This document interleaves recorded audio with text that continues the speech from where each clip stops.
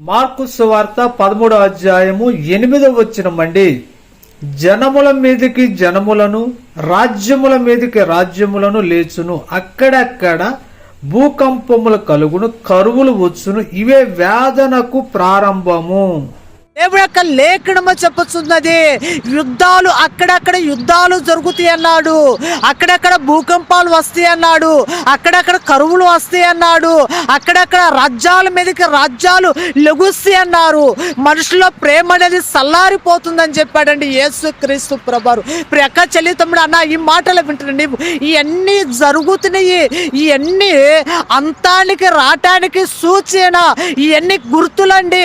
అంతం అనేది అప్పుడే రాదండి.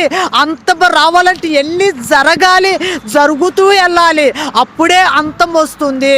ఈ అంతానికి నువ్వు సిద్ధపడి ఉన్నావా? యేసు యొక్క రాకడలో వెళ్ళటానికి నువ్వు సిద్ధపడి ఉన్నావా?